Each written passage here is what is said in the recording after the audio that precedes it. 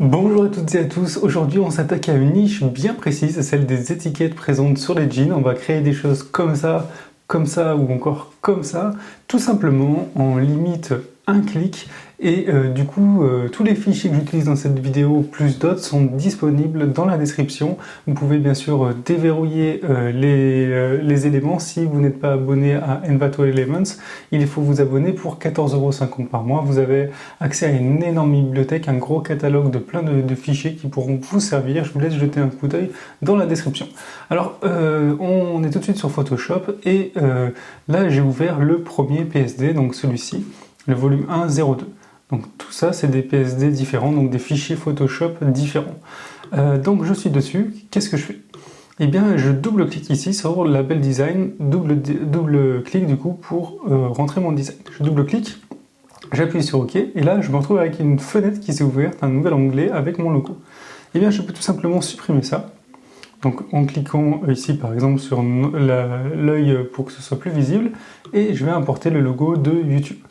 J'importe mon logo de YouTube, très bien, je le sélectionne, je le place au milieu, et ensuite j'enregistre.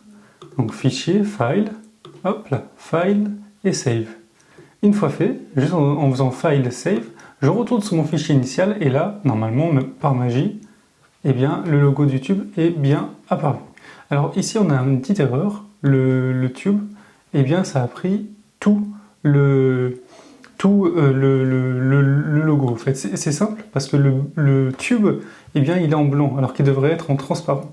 Du coup, si vous avez ce genre de problème, il vous suffit de prendre la baguette magique, de passer dessus, d'effacer. Donc pour ça, je fais un petit clic droit pour pouvoir l'effacer et je fais Rasterize Layer. Hop, et là vous voyez, on voit le fond derrière avec les petits carrés. Donc, une fois fait, je rappuie sur File, sur Save, et là je reviens, et là, magie, YouTube. Super. Donc l'effet est très réaliste, je trouve. Et voilà, donc l'exemple, très simplement, vous voyez, en quelques clics, en moins d'une minute, on a réussi à faire ça. Alors il y a d'autres exemples, par exemple celui-ci, le suivant.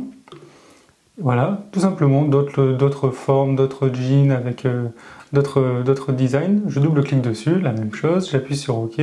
Donc là, j'ai ce logo-là. Je peux tout simplement copier l'ancien logo, édition copy merged. Je reviens ici, édition paste, donc coller. J'enlève l'autre ici et je fais file, save. Maintenant, magie, je reviens et paf, j'ai mon logo YouTube. Donc tout simplement, je peux mettre exactement ce que je souhaite. Je pourrais même dessiner dedans, par exemple. Si je fais une petite trace comme ça, hop là, j'enregistre, file, save. Je reviens ensuite sur la page initiale et automatiquement, vous voyez, ça a fait effet. Donc voilà le type de choses qu'on peut faire ultra facilement.